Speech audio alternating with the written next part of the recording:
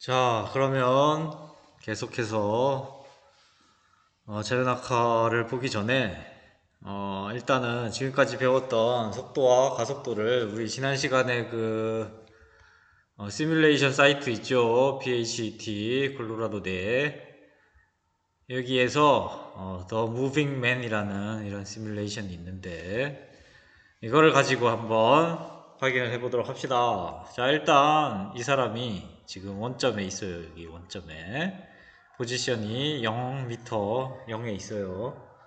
자, 일단 우리가 속도를 자 1m/s로 잡고 한번 실행을 해보면, 자, 이 사람이 쭉 이렇게 움직이고 있죠. 자, 지금 속도가 1m/s 라고 한다면 이 얘기는 초당 1m만큼 움직인다는 얘기죠. 여기 원점에서 출발해서 1초당 1m만큼. 그래서 1초일 때는 좀 전에 이 위치에 있었고 2초일 때는 이 위치, 그죠? 3초일 때, 4초일 때, 지금 대략 5초 정도 됐으니까 지금 거의 5m 정도에 이렇게 있는 걸로 지금 나타나고 있죠. 자, 지금 속도가 1m/s다 라는 거는 속도가 일정하게 등속으로 지금 등속도로 운동을 하고 있는 그런 모습을 보여주고 있으니까 위치가 일정하게 지금 변하고 있죠. 1초당 1m씩 위치가 일정하게 이렇게 변하는 걸 보여주는 그런 모습이에요. 자, 여기서 지금 velocity 벡터, 이건 속도 벡터고 이건 가속도 벡터인데 속도 벡터와 가속도 벡터까지 지금 화살표로 이렇게 나타낸 모습이에요. 가속도는 지금 0이기 때문에 가속도 벡터가 지금 안 보이는 거예요. 등속 운동은, 한마디로 등속도 운동은 가속도가 0인 이런 운동이다 라는 것까지 여러분들 알아두세요. 자, 그러면 이번에는 가속도를 1m/s 제곱으로 해서 한번 보도록 합시다. 자, 가속도가 지금 여기 가속도 벡터가 여기 있어요. 1m/s 제곱. 1m/s 제곱이라는 거는 1초당 속도가 1m/s씩 변한다는 얘기죠. 한마디로 1초일 때, 아니 맨 처음에 정지 상태에서 출발했다면 1초 뒤에는 속도가 1m/s가 되는 거고, 그죠? 그 다음에 2초 뒤에는 2m/s가 되는 거고, 뭐 이런 식으로 속도가 1초당 1m/s씩 증가하는 거가 바로 가속도가 1m/s 제곱이다 라는 얘기예요. 그래서 자, 한번 봅시다. 하면 이렇게 점점 빨라지는 모습을 지금 보여주고 있죠. 그죠? 여러분들 아까 봤다시피 자, 플레이백을 한번 해봅시다. 플레이백을 천천히. 자, 일단 아이고 너무 많이 갔네. 아이씨, 다시. 자, 1초일 때 보자. 1초일 때 1초일 때 어때요? 속도가 1m/s 제곱이죠. 그죠? 1초일 때 속도가 1m/s 제곱이고, 그 다음에 속도가 계속 빨라지고 있죠. 자, 2초일 때는 지금 2.1초라서 그런데 2초일 때는 2m/s 제곱이었겠죠. 그죠? 그 다음에 3초일 때는 자 3m/s 제곱, 이런 식으로, 그죠? 1초당 1m/s 제곱씩, 아니 1초당 1m/s씩 속도가 증가하고 있다. 그에 따라서 위치는, 아까는 위치가 1초당 1m씩, 그러니까 속도가 1m/s였을 때는 1초당 1m씩 일정하게 증가했지만 지금은 위치는 일정하게 증가하지 않고 벅벅벅벅 증가하고 있죠. 속도가 일정하게 증가하고 있고, 그죠? 자, 이런 운동을 보여주고 있다. 지금 이 모습이 바로 등가속도 운동이죠. 가속도가 일정한 1m/s 제곱으로 가속도가 일정한 속도는 점점 빨라지고 있다. 이렇게 우리가 자 그러면 다시 파워포인트로 돌아가서 자 자유낙하를 보도록 합시다. 자유낙하 운동은 일단 자유낙하 운동이 뭐냐? 자유낙하 운동의 정의가 뭐냐? 라고 한다면 공기 저항이 없이 중력의 영향만으로 이렇게 떨어지는 운동을 우리가 자유낙하 운동이라고 하는 거죠. 그런데 지구상에서 이렇게 자유낙하하는 운동은 물체는 10m/s 제곱 10m/s 제곱 이걸로 좀 더 정확하게는 9.8m/s 제곱으로 이렇게 가속이 된다라는 거. 이렇게 적은 거는 그러니까 초당 10m/s씩 속도가 증가하기 때문에 이렇게 적은 건데 이렇게 적으면 좀 더 우리가 가속도의 의미를 명확하게는 알 수 있지만 일반적으로 표기는 이렇게 합니다. 요거나 같은 얘기죠. 자 그러면 일단 얘가 이제 속도가 어떻게 되는지 한번 봅시다. 자유낙하라는 거는 일단 일반적으로 항상은 아니지만 일반적으로 정지 상태에서 이렇게 떨어뜨린다. 그러면은 속도가 어떻게 될까?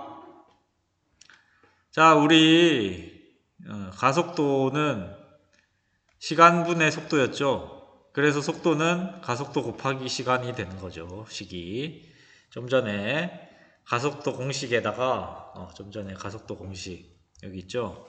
가속도 공식에 이 시간을 열로 넘겨줘서 그러면은 속도는 가속도 곱하기 시간 그렇게 되는 거예요. 그래서 속도는 가속도 곱하기 시간으로 그렇게 계산을 할 수 있고 그래서 가속도가 예를 들어서 중력 가속도인 10m/s 제곱이라면 그러면 속력은 1초 후에는 맨 처음에 정지 상태였고 1초 후에는 10, 2초 후에 20, 3초 후에 30 이런 식으로 점점 증가하겠죠.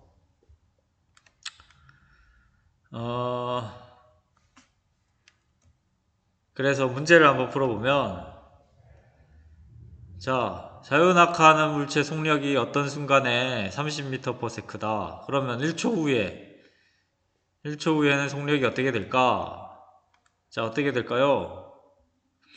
30으로 그대로일까? 아니면 35일까?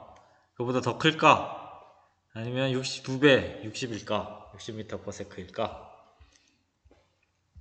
뭐 어렵지 않죠. 좀 전에 우리 1초 지날 때마다 10m/s씩 증가했죠. 왜냐면 가속도 자체가 10m/s 제곱이라 그랬으니까 초당 10m/s라 그랬으니까 그러니까 좀 전에 1초 후 10, 2초 후 20, 3초 후 30, 4초 후 40이 되겠죠. 그죠?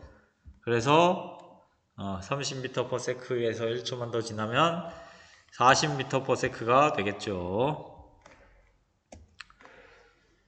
자 이번에는 이 자유낙하하는 물체 정지 상태에서 자유낙하하는 물체가 속력은 좀 전에 봤던 식처럼 이렇게 됐고 여기 뭐 속력이라고 하지만 속도라고 해도 상관없습니다.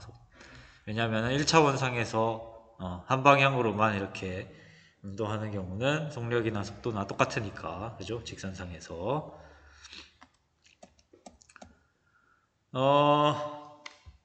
자 이번에는 그러면 정지 상태에서 이렇게 자유낙하하는 물체가 이동한 거리가 어떻게 되느냐 식이 어떻게 되느냐 보면 식이 다음과 같이 이렇게 됩니다. 이동한 거리는 2분의 1 곱하기 가속도 곱하기 시간 곱하기 시간의 제곱이죠. 그러니까 그래서 우리가 정지 상태에서 어떤 물체가 가속한다 라고 하면, 정지 상태에서 가속하는 물체는, 잠시만요. 자, 이제 펜이 좀 충전이 돼서 사용할 수 있게 됐습니다. 자, 디스턴스, 즉 거리를 d라고 한다면 식이 2분의 1 at 제곱 이런 식으로 쓸 수 있는 거죠. 만약에 정지 상태에서 어떤 물체가 일정한 가속도로, a가 가속도예요. a가 가속도. 정지 상태에서 어떤 물체가 일정한 속도로 가속할 때, 즉 등가속도 운동을 할 때, 어떤 물체가 정지 상태에서 출발해서 등가속도 운동을 할 때 어떤 시간 뒤에 이동한 거리는 이런 식으로 쓸 수 있다. 이게 바로 이 식이에요. 이 식. 그래서 자유낙하가 대표적으로 정지 상태에서 출발해서 등가속도 운동으로 운동하는 경우겠죠. 자, 자유낙하 가속도가 10m/s 제곱일 때 거리는 여기에 집어넣으면 되죠. 이제 A가 지금 10이니까 10m/s 제곱이니까 A에다가 10m/s 제곱을 집어넣고, 그 다음에 이제 T는 1초 후냐 아니면 2초 후냐 3초 후냐에 따라서 각각 집어넣으면 되겠죠. 그러면 1초 후에는 2분의 1 곱하기 10 곱하기 1의 제곱이니까 5m/s, 5m가 되는 거죠. 거리인데 왜 퍼세크가 됐나? 그죠? 이거 없습니다. 다 1초 후에는 5m. 이거의 단위는 미터입니다. 그냥 미터/세크가 아니고. 그 다음에 2초 후에는 2분의 1 10 2의 제곱이죠. 그죠? 따라서 20m가 되겠네요. 그 다음에 3초 후에는 3의 제곱이죠. 그래서 이게 5고 이게 9니까 5, 9, 45m. 이런 식으로 계산을 할 수 있다. 그죠? 좀 전에 우리 이 시뮬레이션을 통해서 또 확인해 볼 수 있겠죠? 좀 전에 여기, 그죠? 지금 가속도가 1m/s 제곱일 때, 그때 지금 4.3초 뒤에는 얼마나 가느냐, 그거를 방금 고식으로 우리가 계산을 할 수 있겠죠? 여긴 안 써지네. 하여튼 2분의 1 at 제곱 해서, 그죠? 2분의 1 at 제곱 해서 a가 지금 1이니까 그냥 2분의 1에다가 t 제곱 4.3의 제곱을 하면 이 값이 나오는 거죠. 그죠? 예를 들어서 4.3이 아니고 4초였다. 아니 5초였다. 아니 5초까지 못 가겠네.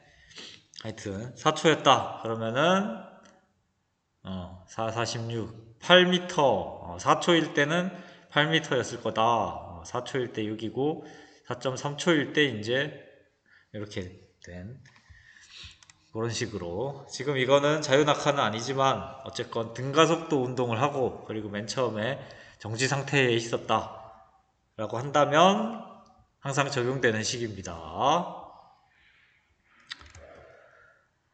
자, 그러면 문제를 한번 풀어보자.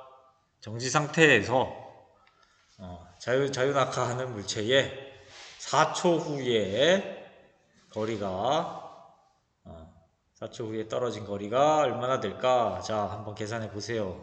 시작!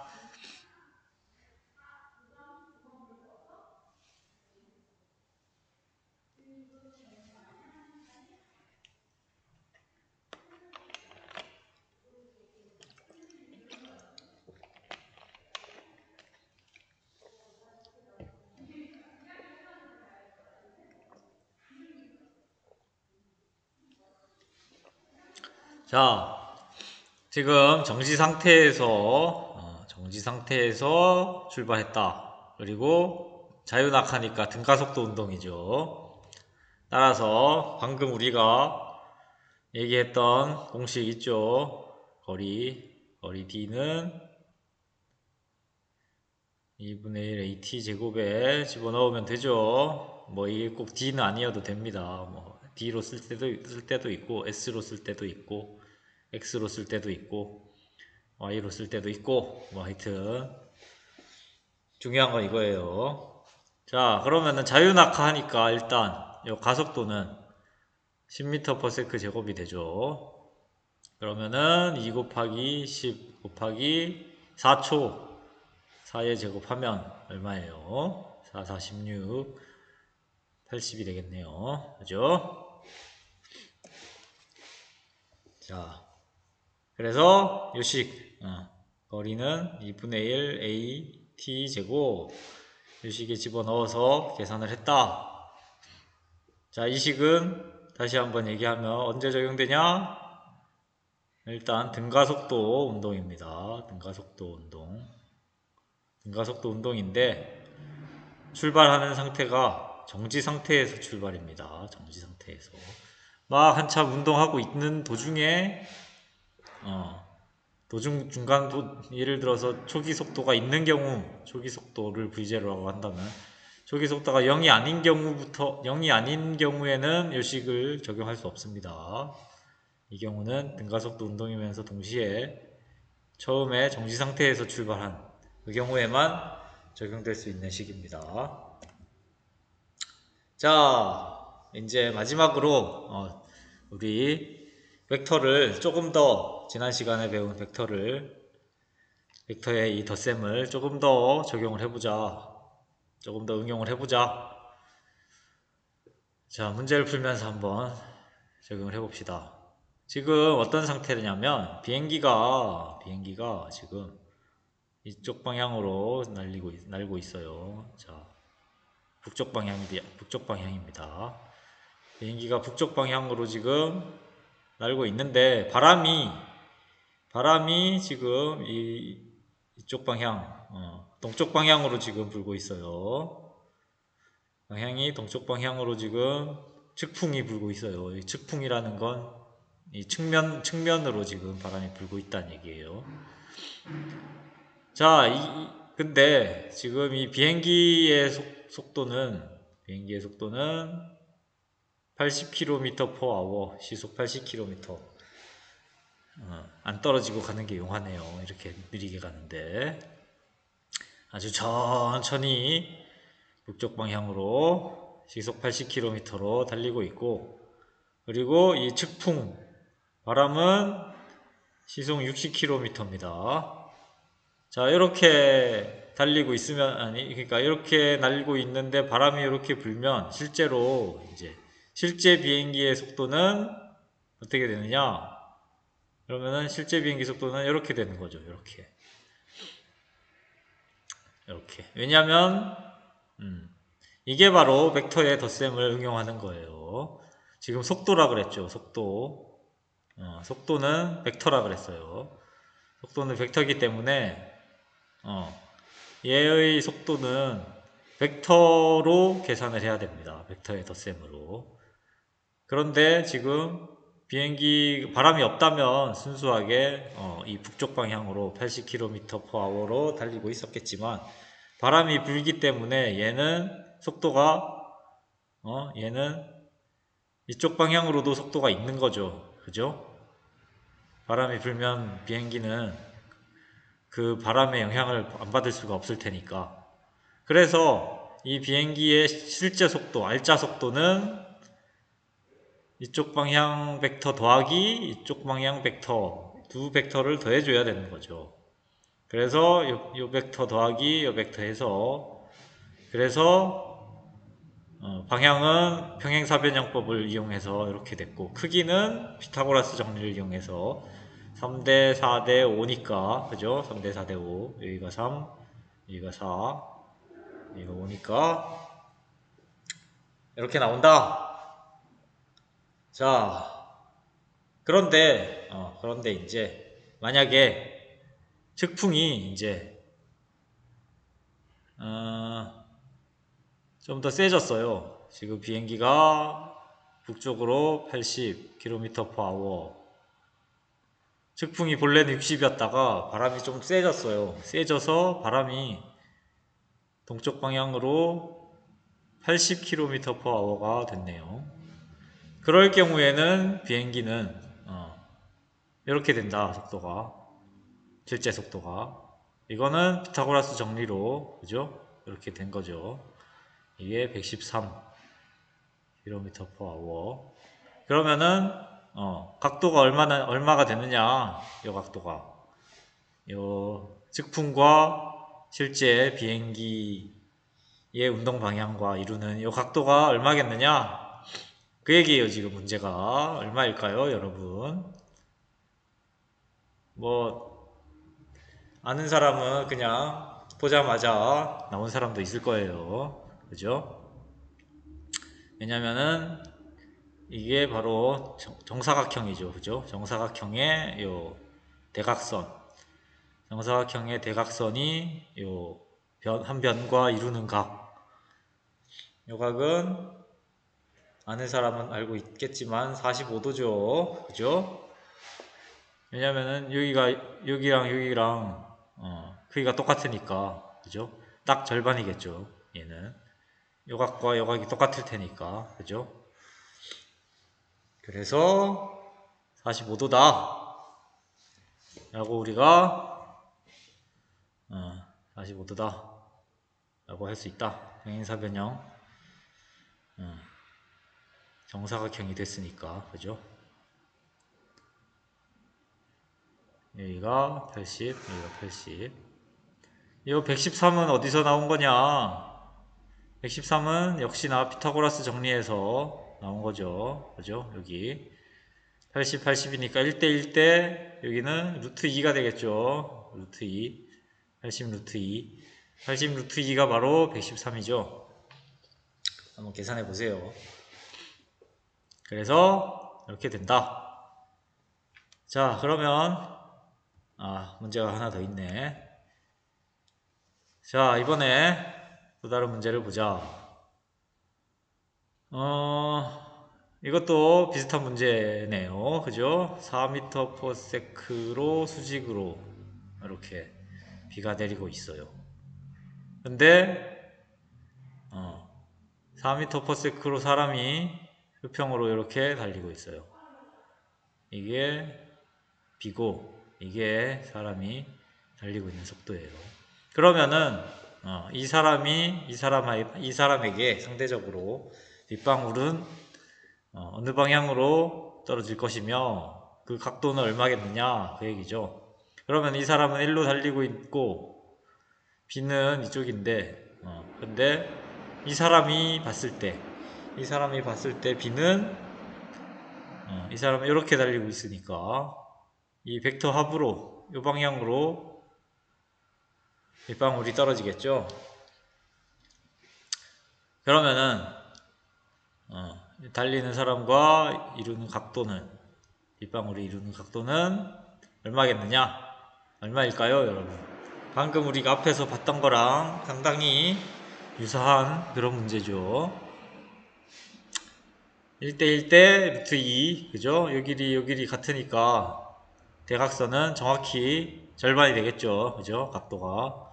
그래서 45도다. 그리고 그 크기는 방금 요 대각선 길이는 역시나 1대 1대 루트 2니까 4 루트 2가 되겠죠. 4 루트 2 m/s. 4 루트 2 m/s가 바로 5.6 m/s가 되는 거죠. 자, 이렇게 해서 끝내기 전에 일단은 여러분들한테 시뮬레이션 하나만 더 소개를 하고 마무리를 짓도록 할게요. 자, 여기 보면 벡터 에디션이라는 요 시뮬레이션이 있어요.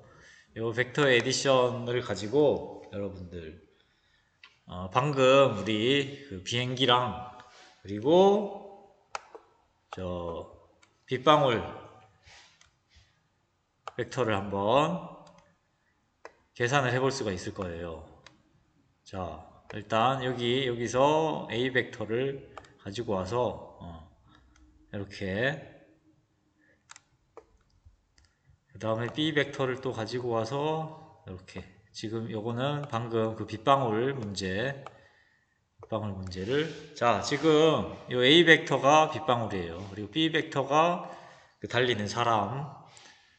그래서 요 빗방울은 요 달리는 사람에 대해서 상대적으로, 실제로는 요 달리는 사람이 봤을 때는 결과가, 자, 여기 썸이라고 돼 있죠. 이게 바로 결과예요. 얘네들을 더한 결과가 이렇게 되는 거를 보여주고 있죠. 그죠?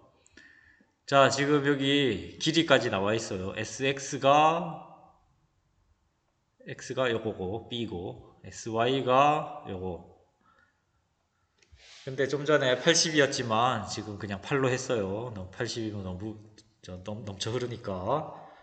자, 8. 그러면은 요 길이는 요거예요. S의 절대값 11.3. 80이면 113이라는 얘기죠. 그죠? 그리고 요 세타가 바로 얘네들이 이루는 각을 말합니다. 자, 여기까지 하면 지금 45도 나와 있죠. 마이너스라고 돼 있지만 뭐 그냥 크기만 보면 45도고, 값은 뭐 이렇게 된다. 요 길이 8, 요 길이 8 해서 요 길이 80, 요 길이 80이면 요 길이 113. 그렇게 우리가 방금 빗방울 문제를 이 시뮬레이션을 통해서 또 한번 확인을 해볼 수 있었죠. 그죠?